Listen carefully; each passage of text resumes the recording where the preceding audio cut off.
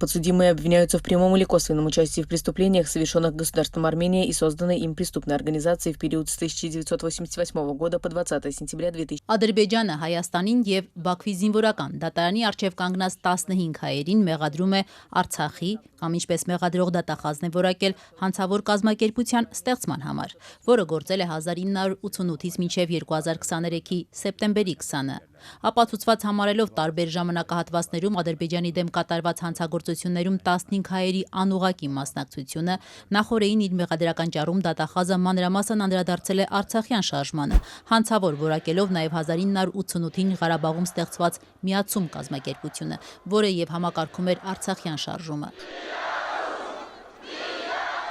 Նրանք միավորվեցին Ադրբեջանի ժողովրդի դեմ ազգային ատելության ու թշնամանքի գաղափարի շուրջ, հանցավոր կազմավորման շրջանակներում, որն անվանեցին Միացում։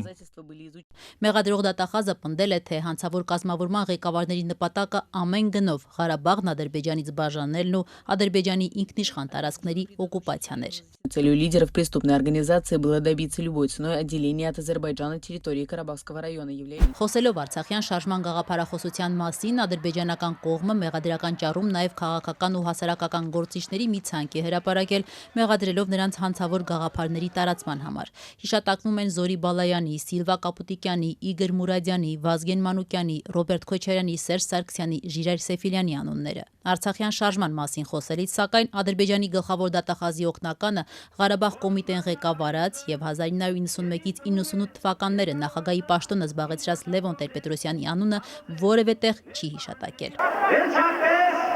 Հայաստանի կառավարությունը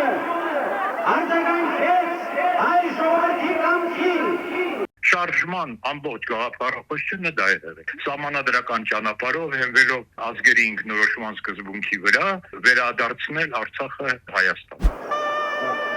Ղարաբաղ կոմիտեի համահիմնադիր եւ ղեկավար անդամ Վազգեն Մանուկյանը, ով նույնպես հայտնվել է Ղարաբաղյան շարժման Բաքվի քարոզիչների ցուցակում, հիշեցնում է, շարժման ամբողջ իմաստը Ղարաբաղի ժողովրդի ցանկության իրականացումն ու Արցախի միավորումն էր Հայաստանին։ Ճնշումը կատարվում էր ոչ թե Ադրբեջանի իշխանությունների կամ Ադրբեջանի ժողովրդի դեմ, այլ ճնշումը կատարվում էր Խորհրդային Միության ղեկավարության նկատմամբ, որպեսզի նրանք ընդունեն արդարացի լուծում։ Ուրիշ բան, որ Ադրբեջանը պատասխանեց Սումգայիթով։ Ինչ վերաբերում է ադրբեջանական այն մեղադրանքներին, թե Հայաստանն է կազմակերպել եւ իրականացրել պատերազմ Ադրբեջանի դեմ, ապա 1992-ից 93 թվականներին Արցախյան պատերազմի թեժ օրերին Հայաստանի պաշտպանության նախարարի պաշտոնը զբաղեցրած Վազգեն Մանուկյանը հակադարձում է։ Այդ պատերազմի հրահրողը եւ կազմակերպող ադրբեջաններ Ղարաբաղի ժողովուրդը զբաղված էր ինքնապաշտպանությամբ։ Վազգեն Մանուկյանի խոսքով 15 հայերի կեղծ դատավարության ու Հայաստանին ներկայացվող անհիմն մեղադրանքների օգնությամբ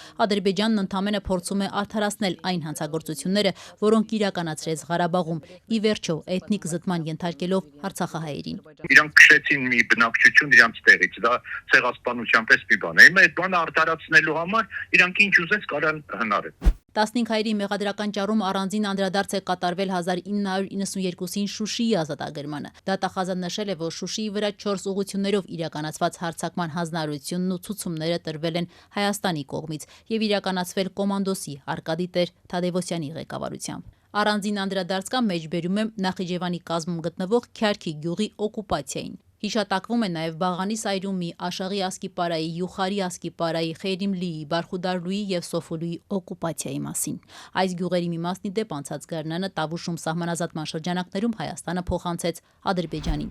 Ծանր հանցագործությունների մեջ անուղղակի մեղադրելով Արցախի նախկին ղեկավարներին մեղադրող դատախազն առայժմ չի հրապարակել, թե քանի տարվա պատժաչափ է պահանջում դատարանից։ Ընդդիմադիր գործիչ Վազգեն Մանուկյանը սակայն կարծում է, որ Արցախի ռազմաքաղաքական ղեկավարներին Բաքուն հենց այնպես ազատ չի արձակել։ Իրանց ձեռքը պատանդ է եւ այդ պատանդի համար իրանք գին են ուզելու։ Այդ գինը քաղաքական է, տնտեսական է, ինչ է, չեմ իմանում։ Իսկ Հայաստանի քայլերը դուք բավարար եք համարում նրանց վերադարձման հարցում 23 հայ գերին։